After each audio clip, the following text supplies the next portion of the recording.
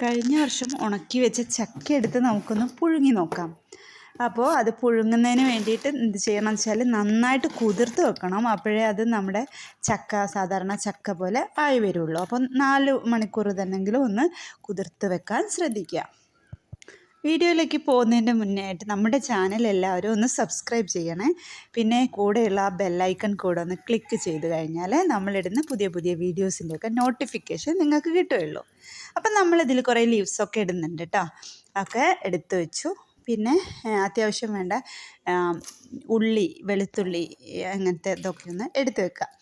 ഇനി നമ്മൾ കുതിർത്ത് വെച്ച ചക്ക നന്നായിട്ട് തന്നെ ഒന്ന് വാഷ് ചെയ്തെടുക്കണം കേട്ടോ.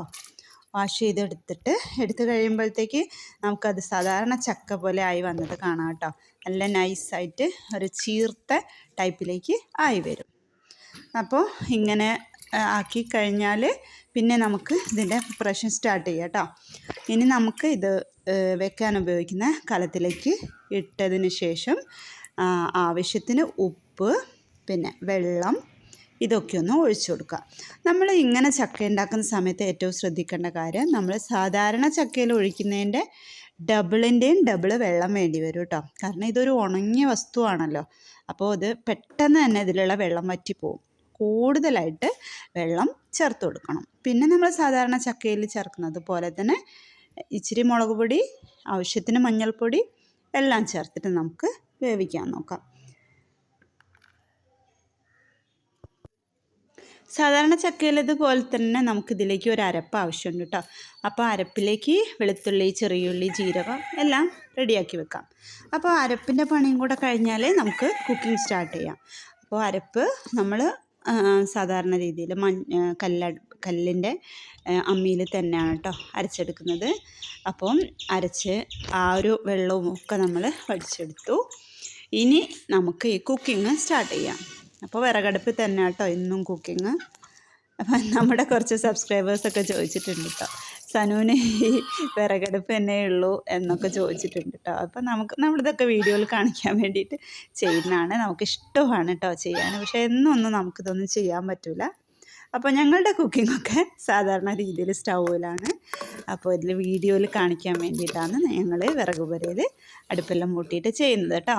എന്നാലും അത്യാവശ്യം വേണ്ട സാധനങ്ങളൊക്കെ ഞങ്ങളതിലും ചെയ്യാറുണ്ട്. അപ്പം നമുക്കതൊരു ബുദ്ധിമുട്ടായിട്ടൊന്നും തോന്നാറില്ല.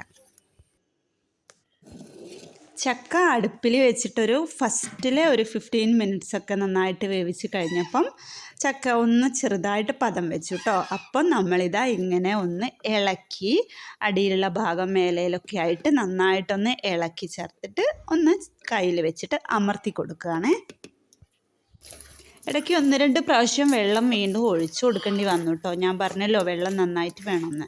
അങ്ങനെ ഇതേപോലെ ഒരു അരമണിക്കൂർ അല്ലെങ്കിൽ ഒരു 35 മിനിറ്റോളം വേവിച്ചപ്പോൾ നമ്മുടെ ചക്കയിലുള്ള വെള്ളമൊക്കെ വറ്റിയിട്ട് ചക്ക ഏകദേശം വെന്ത പരുവായി.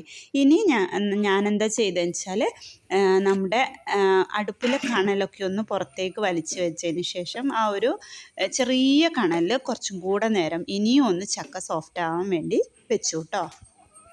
പിന്നെ നമ്മുടെ തേങ്ങയും കറിവേപ്പും ഒക്കെ ഇട്ട് ഇളക്കി അങ്ങ് വാങ്ങി വെച്ചു. ആഹാ, നമ്മുടെ സൂപ്പർ ഫൈൻ ചക്കപ്പുഴുക്ക് റെഡിയായി കേട്ടോ. നമ്മുടെ ചക്കപ്പുഴുക്കിൻ്റെ അതേ ടേസ്റ്റ്, അതേ മണം, പക്ഷേ ഒരു ഡിഫറെൻറ്റ് ടച്ച് കേട്ടോ, ഒരു ഉണങ്ങിയ ഒരു സ്വാദ്. അപ്പോൾ ഇത് എല്ലാവരും ട്രൈ ചെയ്യണം. അപ്പോൾ എന്താണ് നമ്മുടെ ഉണക്ക ചക്ക നിങ്ങളുടെ നാട്ടിലില്ലെങ്കിൽ ഒന്ന് കമൻറ്റ് ചെയ്തേക്കണം കേട്ടോ.